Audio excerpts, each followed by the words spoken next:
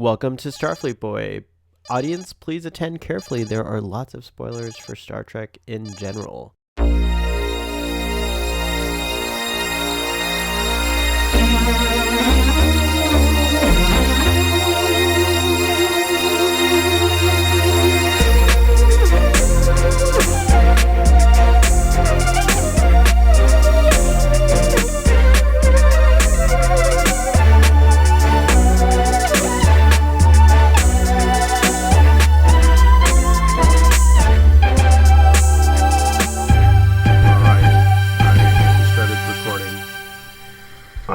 Started the famous video recording. All right.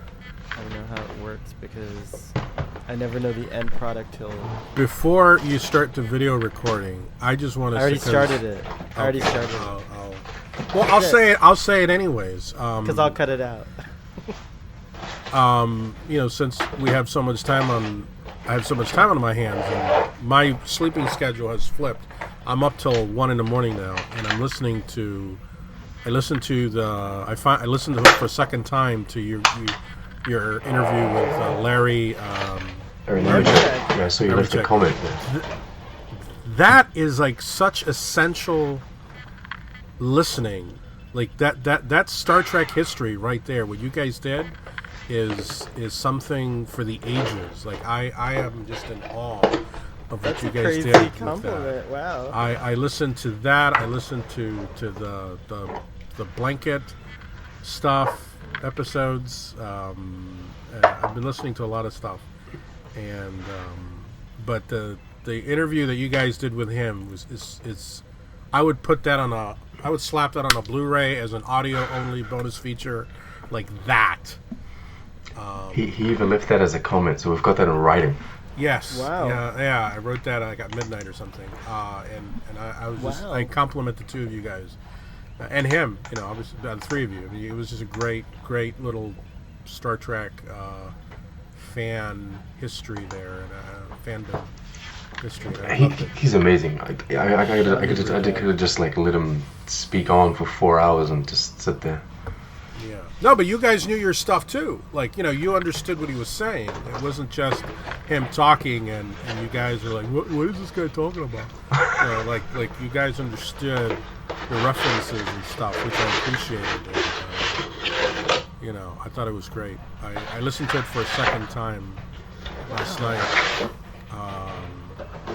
In part because of the conversation we had, Sal. One of the last conversations we had on the phone. And, where I was like, oh, go listen to all these things. Not that one. But. Not that one, no. But just the nature of fandom. Oh, we got to do that. Oh, yeah. Okay. We can all wax philosophical about the nature of fandom, for sure. All right, 1, 2, 3, clap.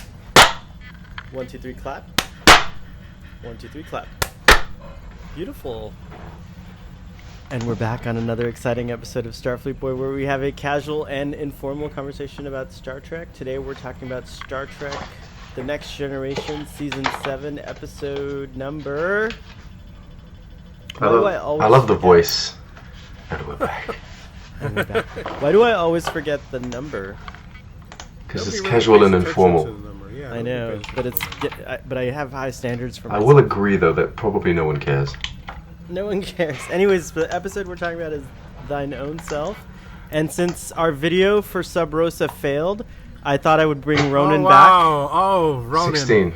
Wonderful. Ronan is back. Something just turned on in back of you, so Ronan just on. Yeah, Ronan is doing stuff. It's raining, actually, here where I live. Yeah. So it's actually very Sub Rosa right now. Yeah. And I apologize to Gates McFadden if you were hoping to see our faces when that episode airs, but it's an audio-only episode. We failed you. They were all very orgasmic faces, I can tell. But there is a lot of Gates McFadden in the very beginning and at the end of this episode, so we can talk about it. Wait, what was that? Wait, what was your comment? It's all right, Sal. You don't need to. I'm going to have to catch it on the... I hate when I miss things. Catch it on the rewatch. Beverly in this episode is very much used as a tool or a plot device in order to get the Deanna Troi plot cranking. Mm-hmm. You know what I mean? Yes. Yeah, but there's that cool. I want to talk insight. about that. Yeah. Okay, well, why don't you give the summary, one of you guys, for this episode? Who's ready? Do you want me to do? I can give a summary if you want, Yes. but I can make it real Okay. short. Yes, Please. that's what we want. We have to get keep it short. Keep it secret. Keep it short. What I was saying. Okay, Let's go. A plot. Right. Data is sent to retrieve radioactive material on a planet on which there is a pre-warp civilization. But there's a problem. He loses his memory and ends up going to a pre-warp village, a pre-even industrial village, with his radioactive content, poisons everyone, but finds Age of Steel. It's an Age of Steel village. Hmm. No, Age of Iron. Age of what is it? Age of we have like in our history of like Iron Age. They have Bronze Age. Is that The what you're trying to bronze. say? Thank you. That's what I was trying to. It's a bronze. They have neither iron nor steel nor bronze on this planet. They must have something else. It's called fluidium or something. I don't know. Yeah. Anyway, he poisons everyone, but then cures The everyone metal is warm to the and touch. dies. Everyone's touching this cancerous stuff. It's malleable, but it's warm. Why is it warm? Why is my face falling off? It's Let 'cause him do the summary. Sorry. Say that out loud. We don't interrupt you like this.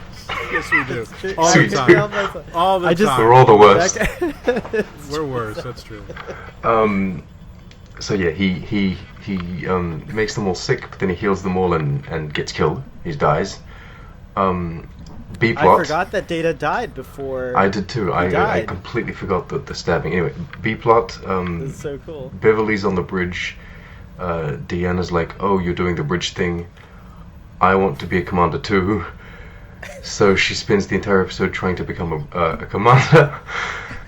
She succeeds, and then the two plots kind of She join up. succeeds One, after she kills Geordie. She has she to kill does. She has to Geordie. murder Geordie first. She has to murder Geordie. Spoilers, it's fake Geordie. And then they Still go to Geordie. the planet. They find Data. They beam him aboard. He's not actually dead. There you go. And Data doesn't remember any of that stuff. And so Data he doesn't forgot. even know. Data was in this kind of We, like the this audience, are the bubble only people of memory that know doesn't. about what happened. Oh, thank you. I just got orange juice delivered. Hold on. Wow, Did you pay or is it that's free? Is everything free?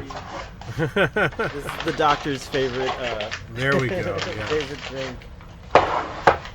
And my mother makes sure I have it every day.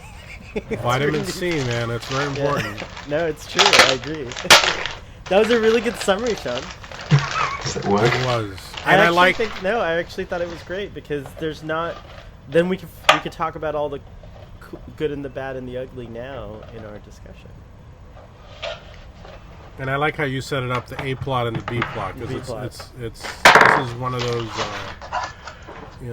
it's clearly delineated. There's this plot and then there's that plot. And Well, the Next Generation did that a lot, but like this one it's probably because it's Very- happening. Yeah, it's probably because it's the The ship thing and the fire- planet thing. But The fire is induced by its expression in the candle wick. I've got to say, I used to hate that character. I hated her loved so her. much. She's so sure of herself and says absolute nonsense. But like now, I kind of You are a nice man. I You are a don't know, nice man from the mountains of Valoria. right? It's so dumb. Of course you need. Of course you have incredible strength. You have to fight off the gigantic saber-toothed lizard tiger. have you ever seen one? No, they're there. I know they're there. Everyone knows they're there. Just knows. like the dragons in the eastern Ken Mountains. Which there might be dragons on this planet. Who knows? Where did she get this information?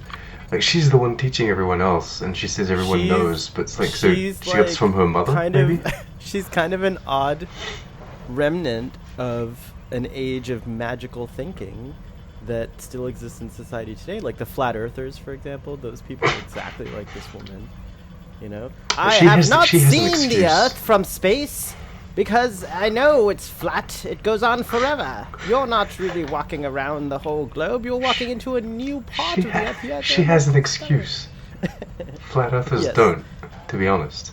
But she doesn't have an excuse to...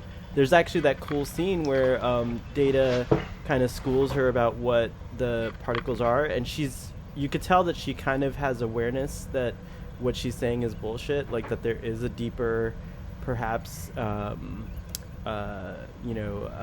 observation that she's kind of rejected, and Data like calls it out, in that school scene. And I love that scene because she's kind of embarrassed, but then she dismisses him, of course, because she's, Well, there's a lot of things going on. I think her character's more complex than what I used to just straight up hate her, but now it's like this is like basically the epitome of the knowledge that they have at that time, right? Right.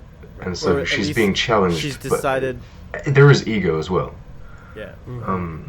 But I'd like to believe that maybe once Data's gone and all of this is past, she maybe carries on research in his direction, or tries to find out what Data was talking about. I think he introduces them to a more clear scientific method before. It'll be interesting how He tampered.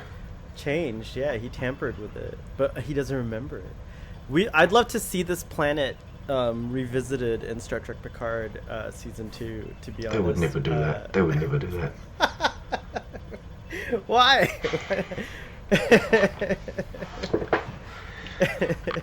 See, I would like Star Trek Picard, or a show, a Star Trek show nowadays to revisit planets. We just went to Star Trek Picard. No, but okay, no, just any Star Trek show. I would like them to revisit planets with the silicon-based, magma monsters laying eggs.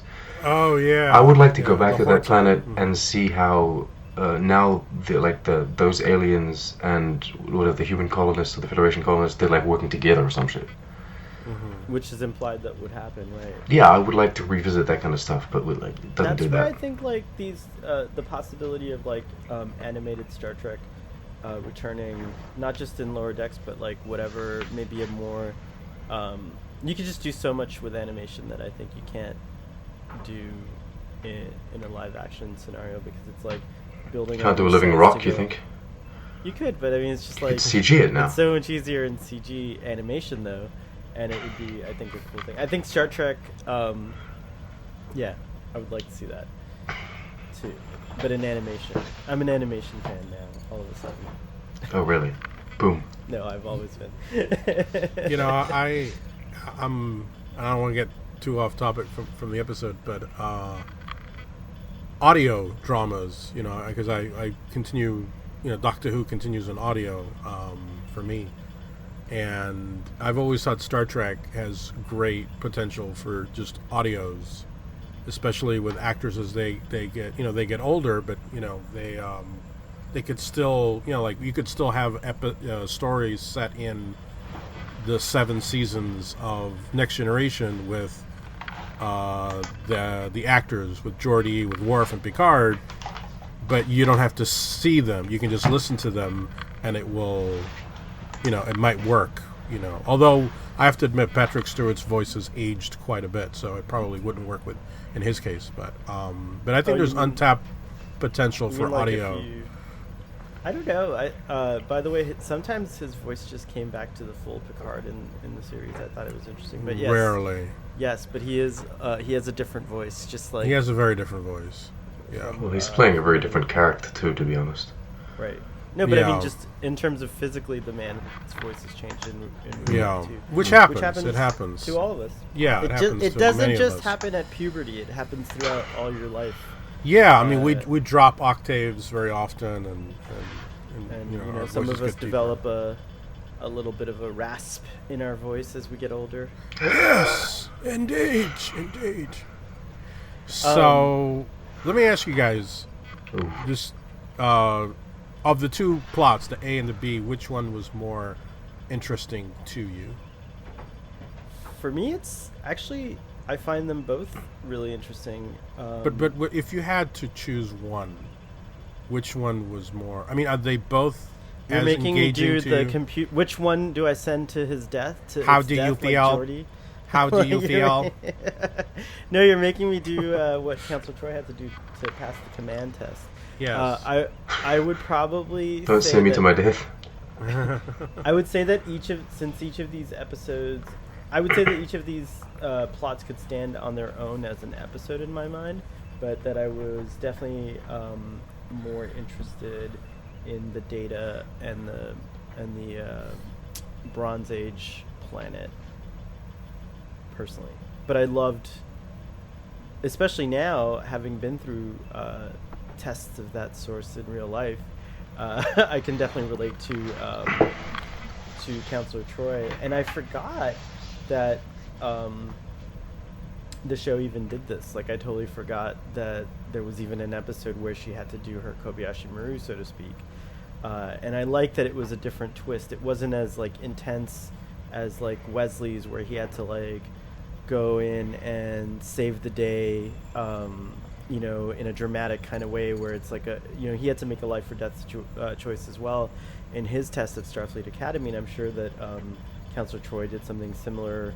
But this was like a more complex test, because like the whole time she's trying to like science it out, right? Like she's like, I know there's a way, like you can reroute power from, you know, the plasma conduit on, you know, wherever to here to say, but the only thing you could do was send someone in to manually turn this valve, and it would likely kill that officer. And so I loved it. I thought it was great. It was a Kobayashi Maru episode in disguise. But I would, you know, and that's what I liked about that plot. Why are you silent? What's that look? Mm-hmm. What's that? Well, he's judging your answer, and he's ready to judge mine. No, I'm waiting for you. Yeah, I'm waiting for you. Like if I were to really choose to say which one I preferred, like at face value, I think I did prefer plot A, or what I'm calling plot A, Data on the Planet. But there's this funny feeling at the end of the episode where I'm kind of conflicted in the sense that ultimately none of what happened in plot A matters. Mm-hmm. Like in the general scheme of, like the grand scheme of TNG, none of it matters, because ultimately the village was saved and it went back to normal. Data doesn't remember anything, but then plot B is more significant because it's really kind of like an evolution of the Deanna Troi character, so it's more important, I guess. But I preferred the plot A there. I preferred being on the planet and seeing these new characters and what have you. Unfortunately, we didn't have to make a choice because they chose to do an episode with both of those things.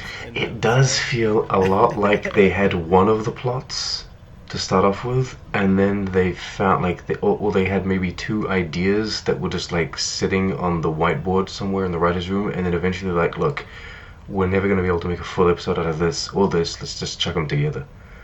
Because usually plot A and plot B kind of link up or tie in together at the end, whereas this one doesn't really. They just both end. But it actually shows like a really, you know, I like to always connect to the world expansion elements of episodes that most people consider like sleepers or whatever, or what have you, which this episode might fall into that category. It's like not necessarily the most action-packed episode, but it's a delightful episode when you revisit it, nonetheless. And here I thought it was cool because you see that like they do, like in the beginning, Counselor Troi is coming back from a reunion of colleagues, of school colleagues or something like that. It's like, and then also Data's on this mission, and that little exposition moment in the beginning where, you know, kind of Dr. Crusher briefs Deanna as to what's going on. It's cool because it's like it establishes a lot of things. It's like, okay, Data's off on this side mission that they sent him on. They're trying to get information to him that they're going to be delayed because they have to go help this other vessel. I forget which one it was, but they have to go help with like a medical crisis somewhere else. So they're able to do these things. Like the Enterprise does these kind of like multitasks, yeah. And also like there's like people are just doing different things. It's really cool. And it's not so different from Lower Decks because in essence they could have lost Data like they lost Ensign Cito. Our ASMR audience is going to love whatever you're doing. Is it distracting? Of course it is. No, not really. Go ahead, keep on, sir. He can't. I'll wait. What is Oh, that? God. What is it? What are you doing? What is it? What are you eating? A halal burger? Not at all. I have a new external hard drive. I was just taking it out of the plastic. You chose to set up your external hard drive during our discussion. Thanks, Sean. I frequently do things like that, so I totally approve. I have lunch. I have meals during the discussions. It's true. Time is limited. What I you was need to getting use it to at its full potential, right? What I was getting at, what I was getting at is that, Multitask, like, yes. they yeah, please don't interfere with my show. No, I'm just kidding. No, this is. I'm so stupid. This is your legacy. I shouldn't. I should. It is a legacy. It's my legacy. I was telling the doctor sorry. I need to finish season 7, just in case, things happen. Oh my God. It could happen to any of us. It's so scary. Anyways, I try not to think of that. Audience, if you don't know, if you're watching this 20 years from now, during our recording, we're living through an actual human level, planetary scale. What do you call it? A pandemic, a crisis. Pandemic. Humanity is in crisis. We need data to come up with the cure, just like you did in this episode. You should put like a banner on these episodes. These are COVID-19 episodes. And that way you don't have to. I think each of the descriptions. Put like a little. I think each of the descriptions have them, but since we went on that topic, I do want to say I hope everyone in the audience is doing well, and like Sean has said so many times and so graciously, just reach out if you want to talk, and we appreciate your viewership and sticking and being on this journey wherever it'll go. Be like the doctor. Listen to all of these episodes multiple times. Stay up till 2 in the morning. Trying to get to sleep, and yeah. But then there's Counselor Troi, the commanding counselor. Yes, sir. Kind of inspired by Beverly's story about how 8 years ago something awakened in her. And that's a really cool moment too, where she says to Riker, just to finish that last thought with the multitasking and how I liked that about this episode. I thought that even though the plots were disparate, it was still somehow very cohesive because they were aware of what's going on. They were curious what's going on. They were trying to check in with Data. It wasn't just like Data was off isolated, And so there was this weird tie-in, like Sean said. I feel like that like. I don't know. The ending is strange. It kind of ends just because it ends. I feel like they could have tied this into the fact that Deanna was trying to command, because clearly Sir Patrick Stewart was on vacation on that week. No, he's at the end. He's there at the end. Is he? Does he have a moment? Oh my God, you didn't even notice? Well, yes. but the actor may have been working on. He was doing X-Men or something. No, it didn't happen yet. That didn't exist yet. Okay, he was off doing something else. He was free until the end of season 7. I don't think maybe Jeffrey came out during Star Trek TNG. I don't remember. He was pretty. But free. I would have had Deanna deal, like I would have had something more extreme, like because first of all, it all finishes all too well.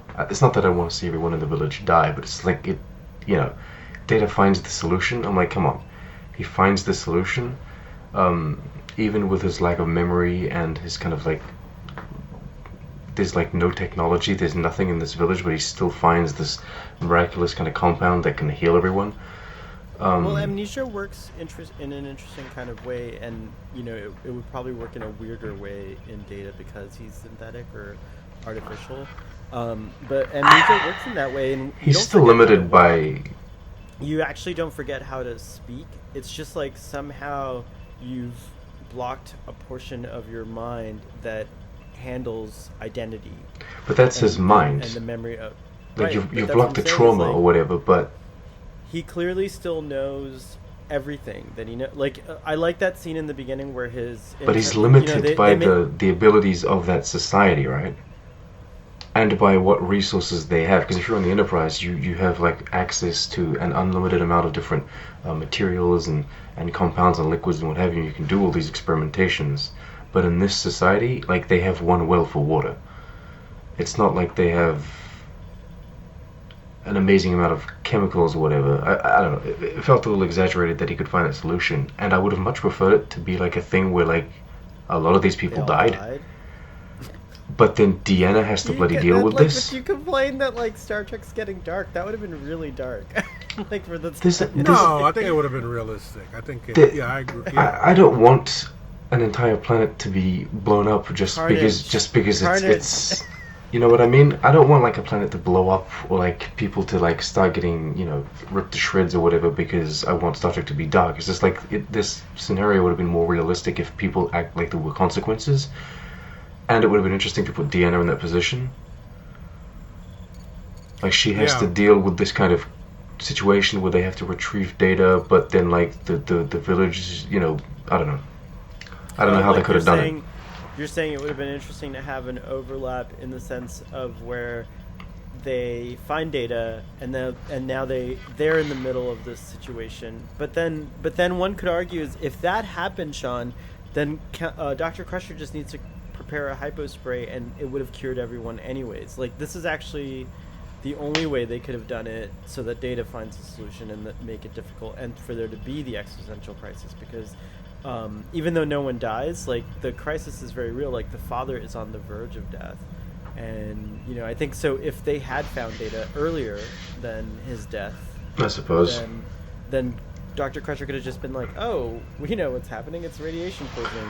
Maybe they tried to rewrite this multiple times. Or they would have beamed. They could have beamed the inoculant straight into the water supply too, as they just, you know, at the end gracefully beam Data out of his grave. So it's like, I don't know. I find that funny too, is that they sent Data on a mission to pick up the fragments, but at the end of the day, they could have just flown by like for 2 seconds and found the fragments and transported them off the surface. No, because that's what they do in the end. Don't they like say, oh, let's locate both the fragments and she says they buried the fragments with Data. That's right, that's what it was. I think they imply that the ship is doing multiple things, like, because they have a rendezvous with, like, they were clearly off doing something in the first place, and so they sent Data to do that, and then they have to go by this other colony. But and then, like, and Data would have just flown back or something? Yeah, it's all good. I mean, it's all good, but I'm saying, like, at the end of the day, like, there's always an easier way when it comes to Star Trek, right? Like, like there's always something technology can solve, I guess. But one thing I like in particular about why I chose that plot more is that I really did truly enjoy that. I love that time period. It's like a fantasy age. There's, you know, even in human history, that age is like, you know, like one imagines like sort of the medieval pre-Renaissance type of society on the verge of enlightenment, and it's just a romantic type of age for me personally. Like, I like cinema that takes place, and I thought the costuming, although probably stolen from like, you know, the set of like I don't know what show would have been running at the time that used costuming, like the Highlander maybe. I feel like they reused these for like those Voyager holodeck episodes. Yeah, it's true. I'm sure they did. And I really loved one thing I loved, and I think that the episode finds a way to showcase it that's natural, is the makeup effects. Like, I thought when they ripped, well, first of all, the aliens were cool looking with the strange, you know, everything's just a strange squiggle here and there, but this one was, I thought, was pretty cool. They looked like you know, tattoos or whatever, but I liked when Data's face gets ripped off. That looks perfect to this day. Like, it looks really good, and it holds up to this day, and it's like very close to his actual, you can, like, it's such a very tight makeup. Like, you don't really see, you know, usually when you see makeup like that, it like really bulges out, like, but here it was like very close, and it looked like almost it was, you know, his internals were robotic, and I thought it was very impressive, and it still holds up today. So I love that aspect of it a lot. Yeah, this is way better than anything Supergirl's ever done. And it's practical. This is pre-computer. I mean, all those lights are actually like, there's mechanics involved, and they're hidden beautifully just out of sight. I think they like stuffed most of it into the hairpiece, right? But then there's that other scene, also going back to the costuming being really cool. Seeing Data in that hood, like the Assassin's Creed Data, you know, like Assassin's Creed. Is that really what you thought of? That's funny. That's funny. I don't know, Robin Hood Data, but this was a much better. The Robin Hood I thought was too colorful. This looked more realistic, like the tones, the clothing, the tones. Like even Data's regular Jaden, as he's called, his regular, medieval type outfit was very cool. And I also, even though it is a question, it also is fun to see that like possibly humanoids develop even clothing and fashion and technology in similar fashions based on whatever utility of their age, so to speak. And it is interesting, although weird, that they have very similar fashions that we would have had in our past. We see this with the Mintakans too. I mean, at the end of the day, a shirt is just a shirt, right? It's got to look like a shirt. It's probably because like we're all so similar physically. Like ultimately, these guys are humans with a tattoo on their face, right? So. That's true. I mean, but I don't know. I always use this example of them. Yeah, but she was. They don't think too much about those costumes. In the same way, like beavers across this entire planet will build the same dam on whichever continent they kind of evolve on. I think like humanoids everywhere. Like if we're all the same style of humanoid, then we'll all come up with the same kind of buildings or whatever. It's true. Jaden on the tube exists somewhere out there.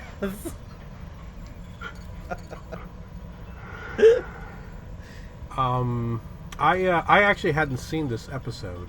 It's funny. I remember the discussions in high school about it. Oh, you do? But I don't remember. I don't. I know that I didn't watch it, and so I skipped. Yeah, I skipped a lot of season 7, and why were you mad? Was it the yes? I was. Mad. He was angry. He was mad. I wasn't enjoying season 7, and there were other things to watch at that point. You know, there were more options. There were things that I was just more interested in. I mean, Deep Space Nine at this point had certainly started already, and that had more of my attention, and I felt like that was more interesting than Next Generation. But I do remember that there were comments about trying to find something for Troi to do, and this is going back then. And I remember just being kind of confused because obviously I'd missed the episode, and I was like, "What are you talking about?" And but actually watching, I remember that not specifically here, but I do remember that coming up a lot in our high school discussions, where many times it was. And actually, I remarked on that in my notes. But go on. Sorry, I didn't mean to interrupt you. So. Well, no. Now that finally seeing the episode, I understand the comments better, and I don't know what you guys think. As I watched the episode, especially the B plot, it seemed to me that they were maybe they had an eye towards the movie that was, of course, for them it was coming right around the corner, and they were trying to fix Troi in the sense of why is she here. I mean, really, her role on the show, as the show has gone on, it has, I mean, they found things for her to do, but when you really think about it, there's less and less reason for her to be on the bridge. I mean, and going back to the early seasons, you would always have scenes where, Picard would turn to her and you'd have somebody on the screen who was clearly agitated, and Troi would be like, "Captain, I sense great fear and anger in him," and she was just kind of like, just telling you, reinforcing what you already knew, and I feel that going back as far as Chains of Command, where this guy Jellicoe told her, and by the way, put on a uniform. They were kind of like trying to standardize her and make her more, even look more like she fit on the bridge by having her wear a uniform, and she's not, wearing the things, those dresses that she used to wear and all that stuff. And I think this episode, in my head, as I saw her taking the tests, and I thought to myself, maybe this is kind of to prep the character so that there's just for her to have a reason for being on the bridge, because once you go to the movies, everyone kind of falls into a certain role, because obviously the movies are not going to have the types of stories that you get on television. You're not going to have a movie where you're going to have the focus on Troi and Data, like let's say we did in this episode. It's they knew we were going to focus on Picard and Data, and all the other supporting cast are going to have to kind of fall into their roles. And I feel that this episode was kind of trying to get her to fit in somewhere, giving her some command experience. And I'm even thinking in Generations, she's the one. Doesn't she have thing? Isn't she? I haven't seen Generations in a while, but doesn't she have? She's on the bridge when the ship crashes, right? Because Picard's not there, so she's looking more useful.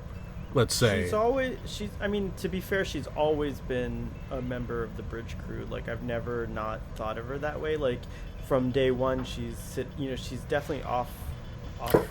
Like, yeah, but she doesn't fit in, like, in the sense that, like, she's not wearing a uniform. She's not there every episode.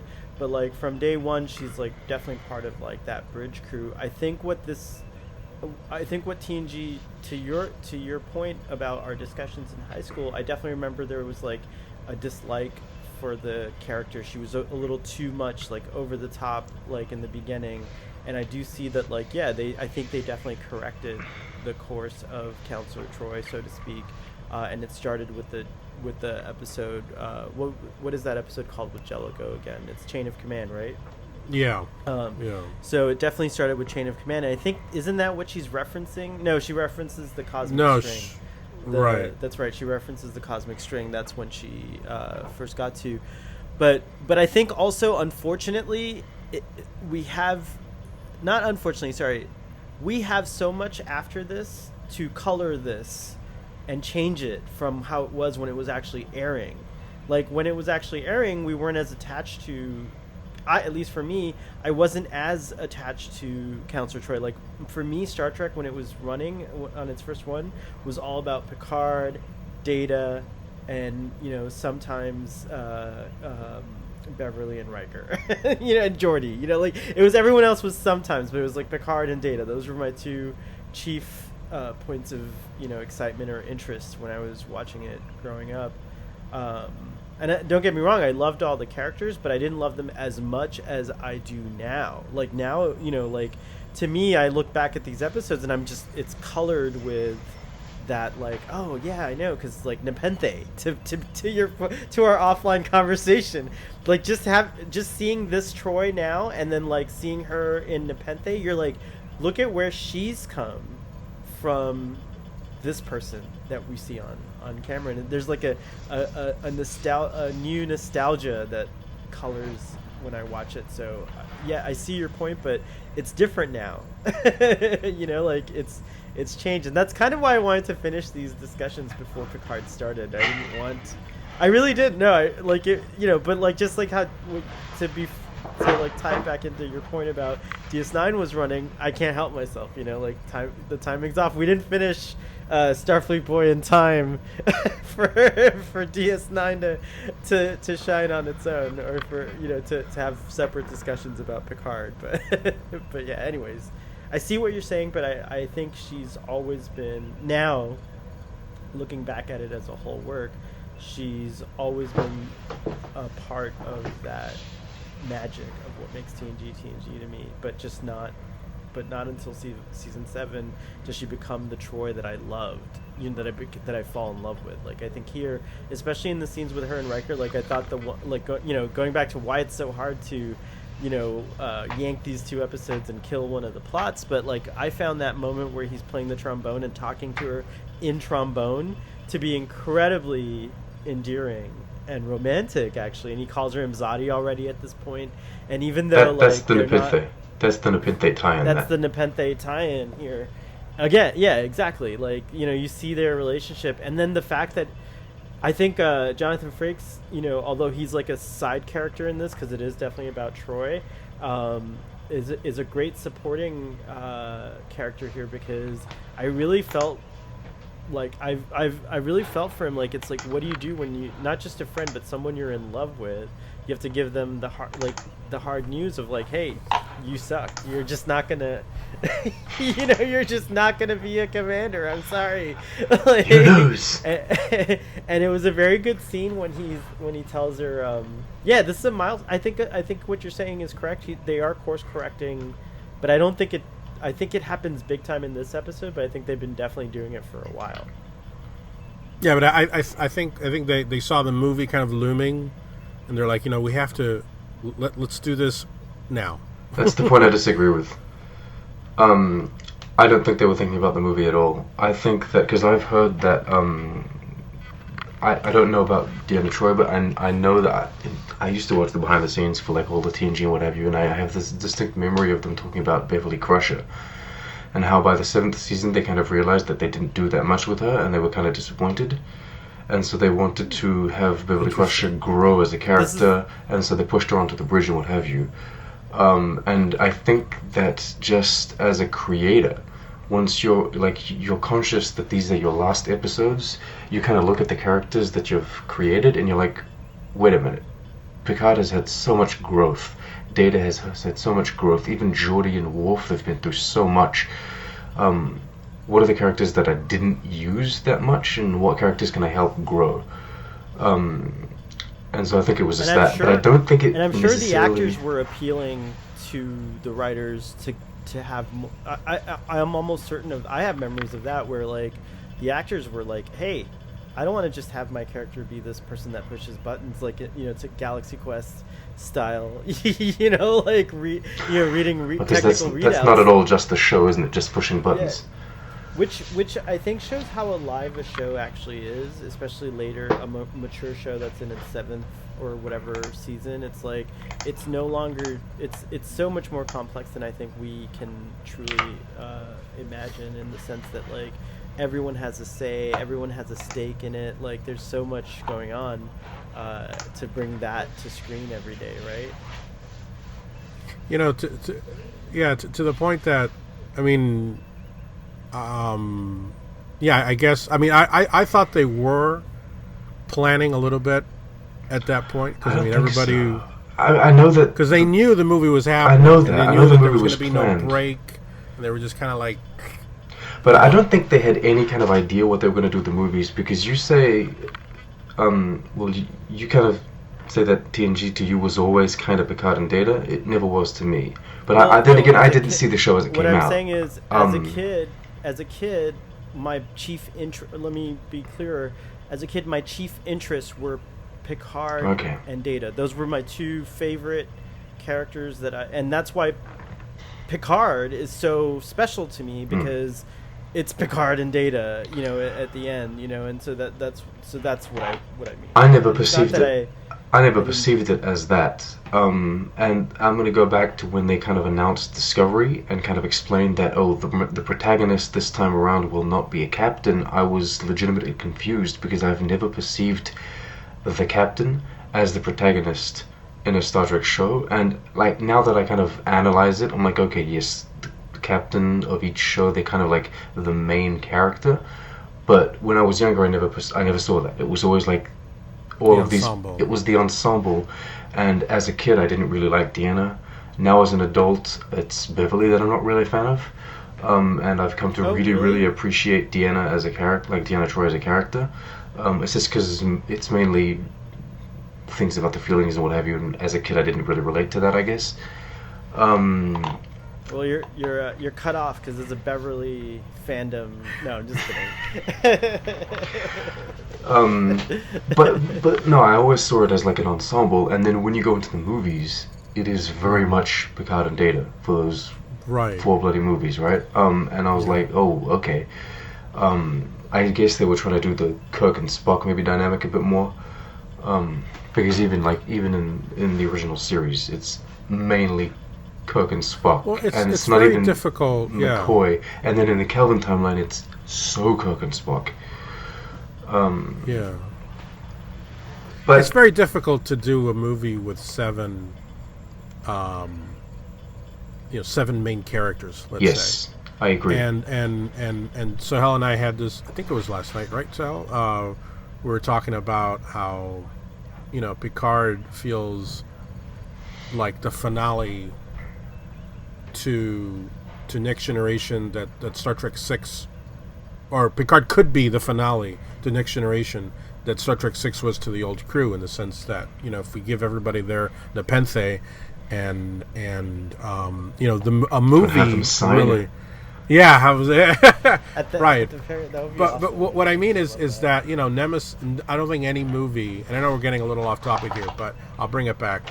But the move, no movie could really serve as a swan song to Next Generation, in the sense that a show could, because no film could really just give enough for all seven characters, I don't think. Well, you'd have to Right. do like a 3-hour movie like Lord of the Rings, and then just like endless endings. But I don't Right, think it can be done. And we were right. talking about this too. Like TNG really, it's so alive on TV. Like the bulk of our knowledge of the reason why the films.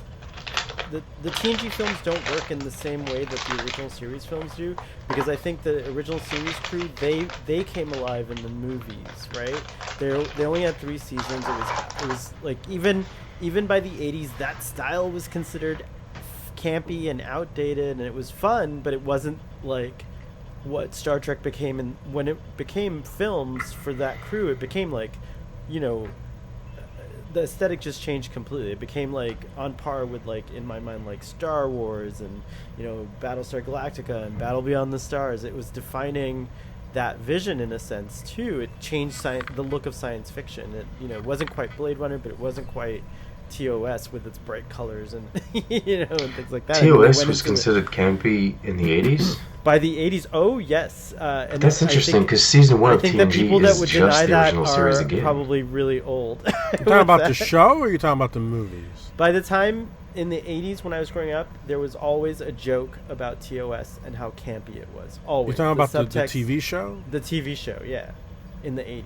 There was always that. But that's so strange, because when they came out with the first season of TNG, arguably even the second, it's just the original series again. It's the same thing. What are you saying? What do you mean? If you were to compare like season 1 of the Next Generation, you would find that I'm talking about in the 80s it wasn't really Star Trek has always had an element of like, well, in the past it always was like seen as like, oh yeah, there's like it's not to be. But I mean, science, like like stylistically, in its storytelling, like everything is the same in the original series as it is in like the first seasons of the Next Generation. It really is just like with a new skin. A lot of jokes, in particular, a lot of jokes about just like the dramaticness, the melodrama in TNG, perhaps, or like just like the Shatner's takes on things, and it was just that's where the camp came from, because he's the even overacting. different. Yeah, or whatever you want to call it. I love it, but but like by the 80s, Shatner created a different Kirk. If you look at the Kirks of TOS, the Kirk of TOS versus the film era Kirk, there is difference. There is like a differentness to the performances, and you I can never agree found. with Shatner. Really, you think he's the I same? don't think so. over I the think top? Sir Patrick Stewart does a very different Picard on the shows, but I think William Shatner clicks back into Kirk mode. There's nuance. There's nuance. He's very much. He's got the same kind of.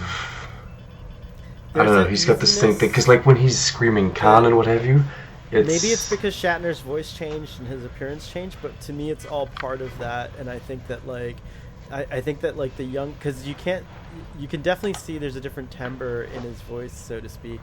They're all older. Yeah, but that's what I'm saying, is like maybe that's what colors it differently for me or changes it. But for me, like Shatner of the original series is very and then the film Shatner is more like you know, like it's like I don't know how else to describe it. To the defense of the original series, I don't think anybody when they were making the original series, and I get this, you know, watching Doctor Who and listening to the actors on that show as well, and you would find that with most actors of that era, nobody thought seriously when they were making the original series that they would be 50 years later, they would be rewatching the episodes, you know, ad nauseum, and I think not to say that they weren't giving it 100% their best, but I think they were. It was just a gig. It was just a job. Huh? It was just a gig. It was just a job. Not only that, but I just don't think that, you know, I mean, so much those episodes have been rewatched so much over the years, and every gesture of these actors have been over-analyzed by so many people at this point, and absorbed. It's going and absorbed. It's going to be yeah. camp.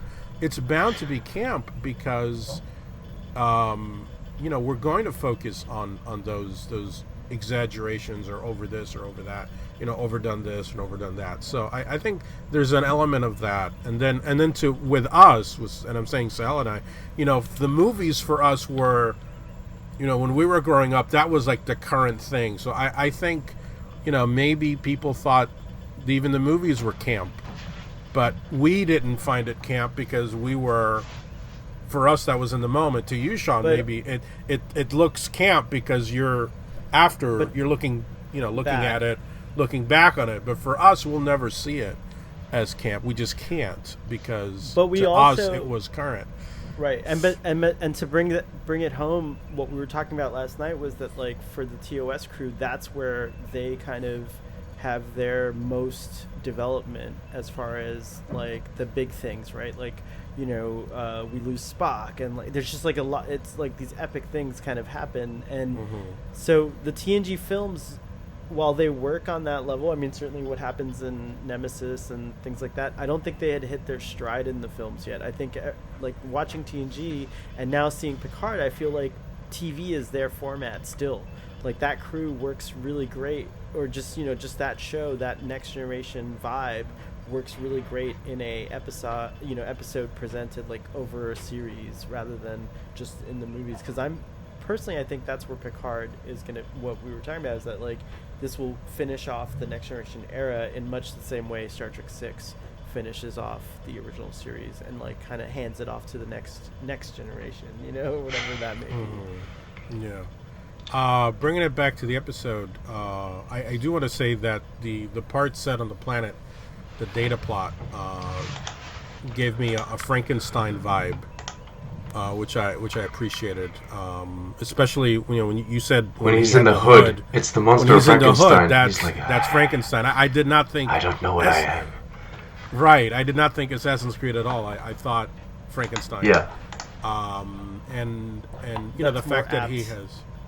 That is certainly more apt, I would say, than Assassin's Creed.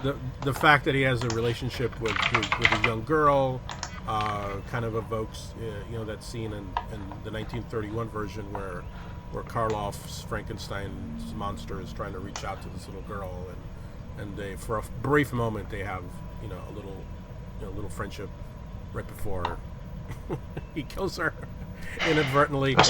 And actually, oh, sorry for those of you who haven't seen the 1930s version of Frankenstein. But it's funny, there's also, you know, subtly it's evoking that as well, because he is killing the girl as well, and the Data's killing the girl too. If this village had followed procedures of social distancing, there would be a lot less people infected, but they all gather together in a mob, and they decide, you know, there's a mob that goes after the monster. Yeah, exactly. That's true. Which, by the way, again, more kudos like when he gets impaled and falls, like it looks so real, and like it sounds good too. Like you hear the clanking of the the metal as he falls on the ground, and like just like his whole death scene is great too. I really enjoyed that a lot. Like I appreciated that story, and I think of the two plots. It's I think gothic. It's gothic. It's gothic. Very gothic. Yes. I liked I think the A plot. I'll call the Data one the A plot. I think the A plot had potential to have been a full-fledged episode. I think that's the one that maybe, if there was that decision, it was like, okay, we have these two plots, let's just mash them together. I think the A plot probably suffered from this episode in the sense that it didn't get fully fleshed out. Like I would have seriously, I think it would have been a really standout episode for Brent Spiner. I mean, he does great in the story. I mean, I thought there were nuances in his acting in portraying a Data with amnesia that I was surprised to see, even in the way he spoke.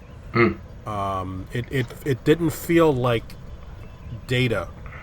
Yes. Like I was actually thinking of that. At one point I was like, is that lore? And I was like, no, that's not lore, that's almost a sung. Yeah, it was different, and he found that as an actor. He was Jaden. He found Jaden. He was Jaden. He was Jaden Sung. Yeah. Jaden there we Sung. go. Oh my Jaden gosh. Sung. For Brent Spiner to find that, I mean, it just shows the his prowess as an actor to because it was a different Data than we had seen. I mean, the way he related to the little girl, and the scene where he first arrives in the village is one of my favorites, and he's just kind of standing there and has no idea who he is, what he is, what is this thing that he's, that reminded me kind of like Memento, trying to figure out these clues, or the opening of Dark City with Rufus Sewell, like where am I, what's going on.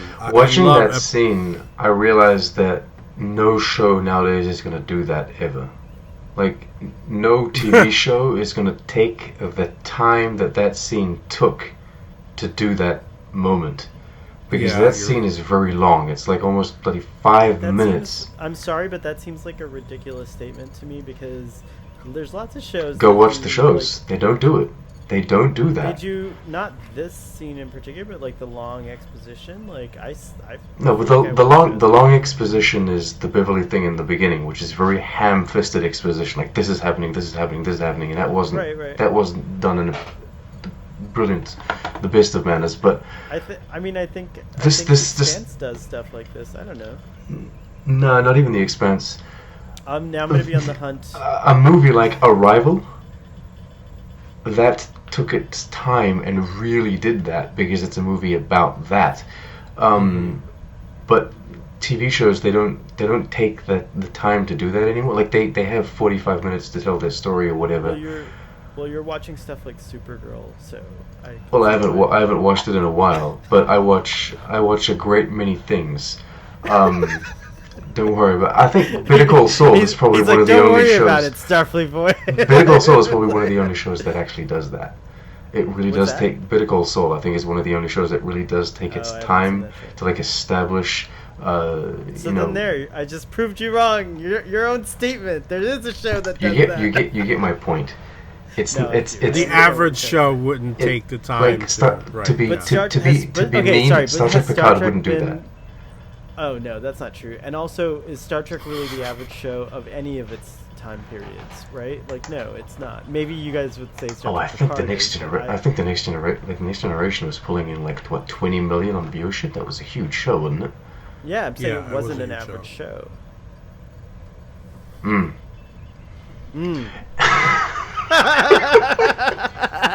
Suffice to say, it was a great. I love the scene. I love the scene.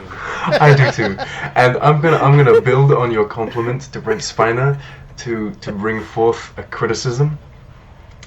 I found that his performance was great, but all of the others were kind of flat. I think that, and I don't know if this is like a directing thing, but I think that all of the the performances and the acting throughout the entire episode is kind of rigid. I don't know why, but like even there's the moment with Deanna and Riker in the beginning with the trombone. That's fun, and that kind of works because you can really see that they have chemistry and there's they have a good dynamic. But then the rest of the episode is all kind of just like everyone's acting. I don't know if it's the way they wrote the dialogue or if it's the way it was directed and they were asking the actors to be, but it really did felt a little. I don't know. It felt. You mean even in the B plot?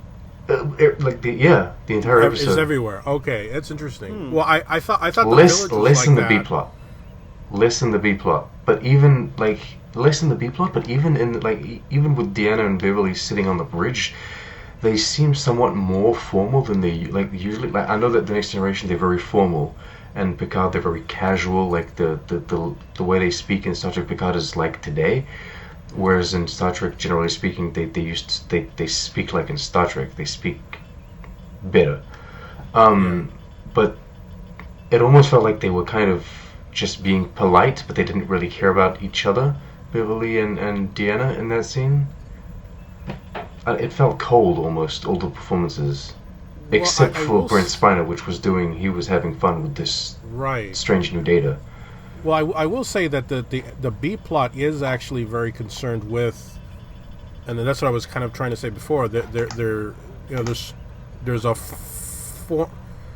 trying to formalize. I don't know if that's a word. Formalize Troi, and bring her. To kind of make her looking more Starfleet. Trying to assign her. Say, okay, well, why would she suddenly have bridge duties and all this stuff because she's just a counselor? So I kind of felt like that was part of it. They managed to work in a nice little tidbit in this episode that I didn't remember and that I thought was interesting to that point, which is that neither Counselor Troi nor Dr. Crusher need command credentials to be effective. Like she says, you don't need to have a rank to be the chief medical officer aboard a ship, or even maybe in Starfleet in general, you could be chief of Starfleet Medical without a rank. Like you could be an ensign and you could still be the chief of Starfleet Medical, which I thought was really, medical officer, which I thought was really interesting. And I imagine that it's the same with the counselor. Like, why do you need to be a commander to be a counselor on a ship? But it is cool that they're both interested in commanding, and like it does pay off for Dr. Crusher, obviously, when she gets, when we find out that she's going to have the Pasteur in the anti-time timeline, but it never really pays off or she just decides not to go in that direction. But I do imagine there would be cool adventures on the Titan where, for whatever reason, like Counselor Troi was an extended command, Commander, Troi was an extended command of the Titan. That'd be a cool little thing if it's in the Apocrypha somewhere. Well, yeah, that's what I meant. That's what I mean is that I think, because the role of counselor, I mean, let's face it, no other show picks it up. When we watched the original series... Yeah, there's not a counselor on Voyager, right? Is there? Well, I mean, I'm sure there's a counselor, but they're not on the bridge, is what I mean to say. Right. I mean, I'm sure there were counselors... I mean, actually, there were counselors on the original series, in the pilot. What's her name? The one who's attending to this guy. She's a psychiatrist. She's a psychologist. I'm going to go out and say you have to have one on a ship. Right, you have to have one, but they're not on the bridge because you're not on a planet. Like even in today's world, with people living on a planet where you can go outside and relax, people need like counselors. People need like therapeutic sessions, and mental help. Being enclosed on a ship, even with holodecks, I think you definitely need that. I think the first episode of The Expanse deals with that. Yes, but it was never a bridge. It was never a function of the bridge crew. So you were saying how everyone's very formal, kind of like more formal, like the way Riker is aside from the the trombone scene, he has to be more formal to her because he's being her evaluator, he's evaluating her tests, and I feel that everything was kind of, I felt like that was kind of the feel of bringing her into the bridge crew and sort of justifying, well, why is Troi there? Like, she's certainly capable of taking on command functions, but as a counselor, I don't think it really made sense. And I feel that this was a good step to explaining why does she go on away missions? Why? I mean, other than the fact that obviously she's part of the cast. Do you not think that she was an exception because of her her empathic abilities? That she was a strategic, because she seems to be on the bridge usually during a crisis situation, and I wonder if it's. But they used less and less of it. That was my point earlier. Is that I think in the first couple of seasons, she was there, and Picard would always like look to her and would look for like, how does the crew feel? How does that ship feel? How does the planet feel? And then he figures it out eventually, and right, because you just talk to people and you figure out how they feel. But she, in a way, she kind of reminded me of that Christopher Walken sketch on SNL, where he's making fun of the Dead Zone, where he's the guy who tells you your fortune, but it's like your future that you don't care about. Like, you're gonna get a cup of coffee. Nobody, was like, I don't care. So her character kind of fell into that rut, and I think this episode was clearly a way of trying to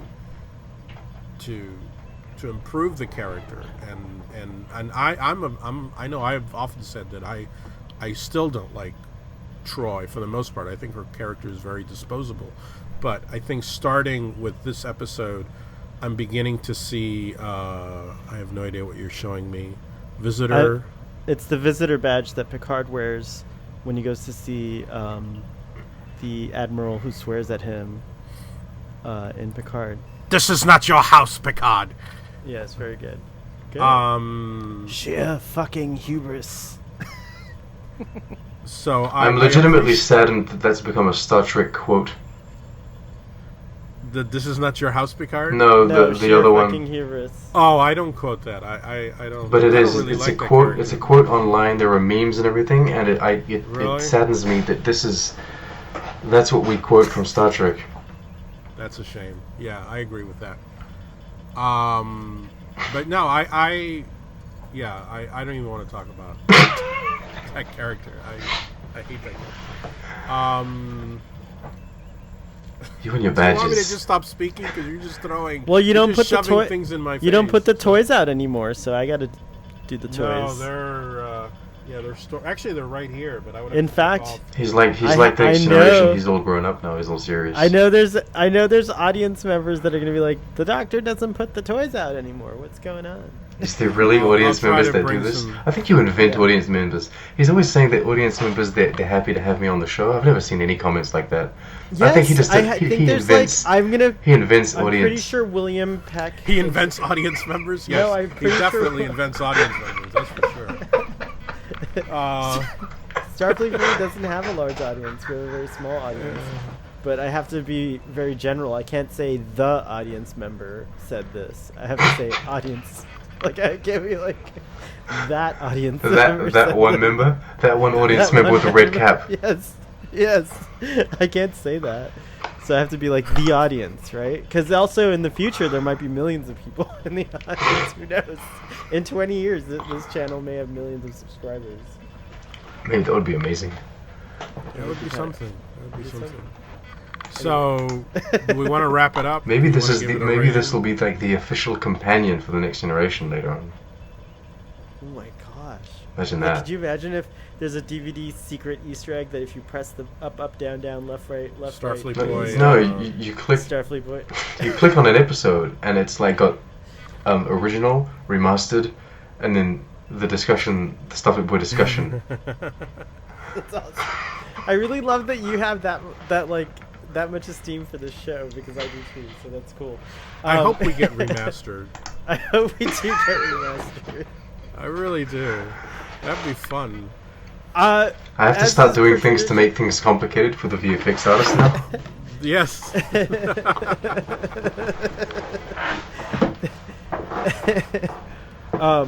There's nothing else in my notes, but I think I agree with the doctor. It's probably time to bring this one home.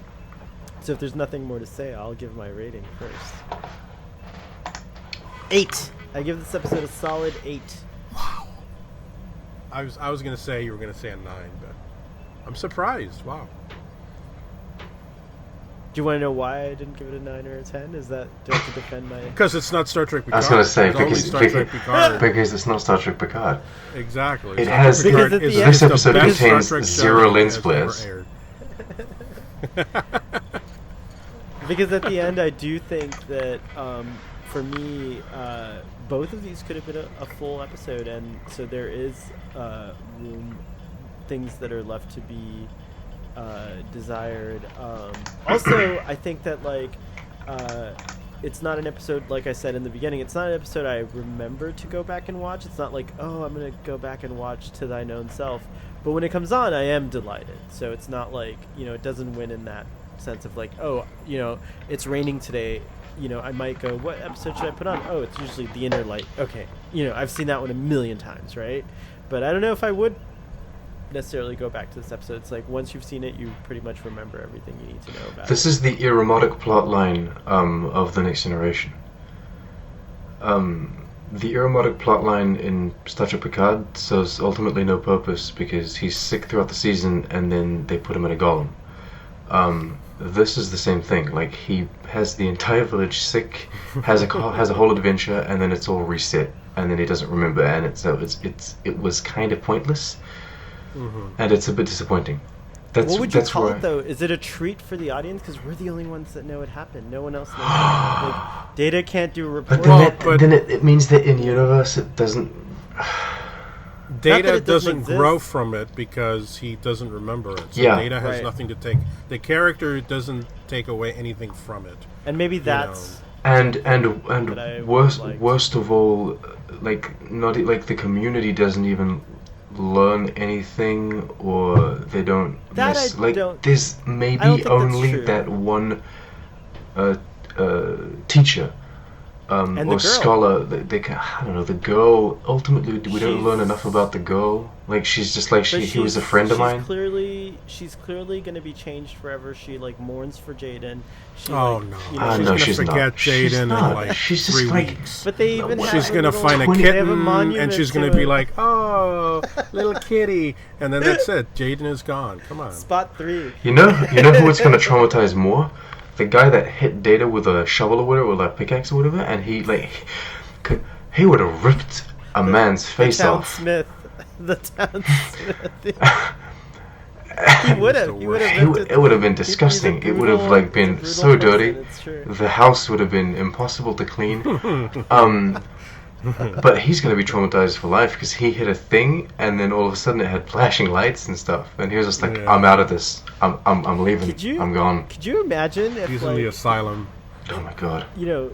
Not for Star Trek, but for another science fiction series, maybe Doctor Who. But if you had an android character return to the new Doctor Who, because there have been android companions in the past of Doctor Who, but that'd be a neat thing. Going back to humanity's Middle Ages, and having your android character stranded in the Middle Ages, but no one would care about it. It'd be explained as devilry or demons or something like that. No one would ever.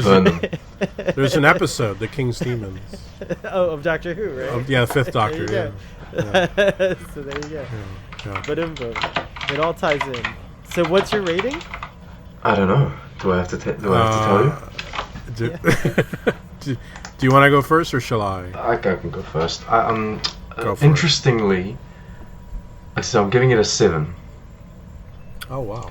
And interestingly, I'm looking these are episodes that I had already rated, but when I was rewatching them, and so I had it down as a 6. But I don't know. I felt compelled to give it a 7 at this point because I feel like though the acting is a little stiff for me, and maybe the two plot lines don't necessarily. It's because of Nepenthe tying together. Oh. Maybe that scene helps a lot. The trombone scene, but no, I do like the kind of world building, and I think that yes, my opinion has been altered by Star Trek Picard. But not in the way you think. It's like watching Star Trek Picard makes me better appreciate the Next Generation. I feel like the Next Generation has less flaws, and I'm reminded why I like Star Trek so much, in comparison to watching something like Picard. Well, then Picard did its job. That's very cool. Not really. It just.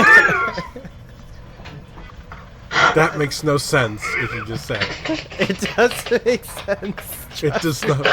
I'm going to make a vastly inferior show so that Next Generation can be appreciated more. That makes no sense. That's not what I said. That is what you said. That. No, that's what you said. That's what you interpreted. I just said it did its job. You interpreted that I think Picard is a vastly inferior show, which I don't. Audience members, comment below on what you think. So I'll just said. Thank you. They're listening. They're listening. Oh yeah, they're listening. That's for sure. We require the audience to answer. Why do we get so hot about Picard? It's so crazy. Or why do I get so hot and triggered about Picard? I don't know why that happens. Look, I gave this episode a 6 when I watched it maybe a year ago now, and I've come to reevaluate my decision. I gave it a 7. I think it's good. I think it's alright. It's not the best Star Trek: The Next Generation episode out there, and I think the ending does fall flat, but it's fun, and I like Deanna. So, and yeah, Brent Spiner gives a great performance. He gives it a 3. Sean, you were correct originally. It was a 6. It is a 6. I am not influenced by Picard in any way whatsoever. That's not true. You were correct. I can feel originally. the hate is swelling in you now. Take your Jedi weapon, strike me down with it, and your journey. Would you agree? Would you agree to give it a 6.5 if I give it a 6.5? What? You guys can't do that. No. I'll override to a 9 if you do that. If you get to change your rating, I get to go up to a 9. No, I think it's actually, I mean, in my head it's probably a 5. I'm upping it. You can't go even lower. That's unfair. I appreciated Brent Spiner's acting. I'll take off a half point. I'll take off a half point if you put one on. It ultimately doesn't change the rating. Yeah, because the hell just rounds it up to 10. No, I'm gonna change 10 mine too. all the time. If you do, so if it's you always do, a if 10. you guys do it, I change my rating too. It goes up to 8.5. I'll match you. I'll match everything you do. It's like we're playing poker or something. This is hilarious. It is like that, actually. All right, so it's averaging out to a 7, which is solid, which is good. I appreciate that. But more than that, I appreciate you guys coming on here to talk about this episode. One thing I have to ask. I love the averages on this show. I know the math is great. Have you guys ever watched the Robot Chicken sketch Night Crew with Next Generation? I heard it's good. No, I've never seen that. I recommend everybody when Beverly was saying that she runs the ship during the night shift, the first thing that popped into my head was the Robot Chicken. And they have a thing where it's Night Crew, and basically it's like a college frat party on the bridge of the Enterprise D, and I think they encounter the Borg, and they give them beer, and they take over the Borg with, and it's really I recommend that. I will go and watch it. That sketch is better than this episode. Oh my goodness. We don't do this often enough, but real quick, directed by Winrick Colby. Story by Christopher Hatton, teleplay by Ron Moore, and the guest stars on this episode. I forget what the name of the scientist lady was, but we have Ronnie Claire Edwards, I think, is the actor. Yeah, her name is. Her name is Ronnie Claire Edwards, and I liked her a lot, so I want to give her a highlight. A shout out. Do you have that book where that dude did those recaps of the episodes? You used to read us things. Oh yeah, is there one right I here. would love to hear that. If you don't have it, I have a digital version. That's true. We don't do. Oh, there it is. I love that. The Joshua field guide. Chapman. That's my thing. I used to. Some of those are real funny. Field That's guide right, we to haven't the had the Annals of doctor Star on Trek. Joshua That's a Chapman, good way to age sign 11. off. Okay, what is the name of this episode? I gotta take my glasses Well, off. while you find that information, what do you got to promote there, Sean? This week. Although this is behind, I have to release 3 episodes by tomorrow. That's my really? Easter gift. I have to now kind of plan ahead. What am I promoting in 3 weeks' It's my time? Easter gift to the That's Star funny. Trek community. I don't know. By the time this comes out, maybe my Star Trek Picard season 2 review will be out, like my actual review for the season. Oh, fantastic! And there's a Trek chat coming. Ooh. With, There is. I got to do that with today you. too. I'm on top of that. With you Oh. and Tixtrick. And Fathery, whose birthday was yesterday. So happy birthday, Fathery! Oh yeah, but this is coming out in 3 weeks, so it's not yesterday anymore, is it? No, I said that tomorrow I'm dropping 3 episodes. It's my Easter Oh, my treat goodness. to the Star Trek community. There's boom, boom, boom. Just got to release them. Boom, boom, boom. All right. Boom, boom. I want you in my ready room. So this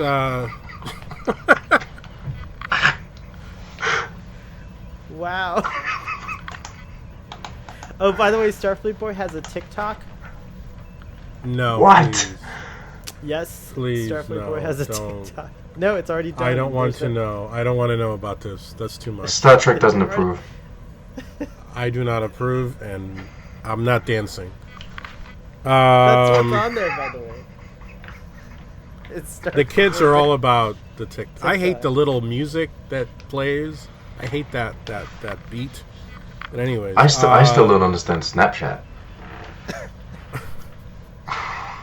That's old school, man. Snapchat's gone. But I mean, when TikTok. wife on the You tube gotta shows say me that. Snapchat, it's got like squares and triangles. I'm like, can't we just do like a send button or a scene? Like, can't they? Yeah. It's all shapes and I don't know. I don't know what Snapchat you're looking at, but that's not what comes up on my Snapchat. Oh, maybe it's But changed. I don't know. I don't know. I'm only But anyways, half here aware. we go. It says here the Barconians are sort of a medieval times type of alien. They all have horrible black squiggly lines on their foreheads. A Federation probe crashes on the planet and they send Data to gather the debris because some of it is radioactive. But then there is an accident and Data loses his memory and walks to one of the towns with the radioactive metal and he accidentally poisons a bunch of them. It is weird that because of his amnesia, he doesn't remember what the word radioactive means. But he can still say things like interstellar transparency. This episode is basically about how life this episode is basically about how life is horrible. They kept a spelling error. That's wonderful. First, Data comes to their village, and it seems like things might be okay. But then people start getting sick, and no one trusts Data. And then they think he is a monster, and hit him in the face with a pickaxe. And then, when he is trying to save them, they stab him in the chest with a giant metal pole and kill him. The people in the village treat Data awful, and things just get worse and worse. People tell me my life will get better, but they know nothing. Nothing. It can always get worse. It never stops getting worse. Joshua Chapman, age 11. Thank you. I hope I needed that laugh, and I hope the audience. I hope his life got better. I hope his life got. No, you didn't listen. It always gets worse. Oh, Joshua Chapman, the most delightful thing. All right, Doctor, It'll get better. Blue skies. please. Oh my gosh, the never-ending episode. All right, I'm gonna say goodbye now. Live long and prosper, and we'll see you next time.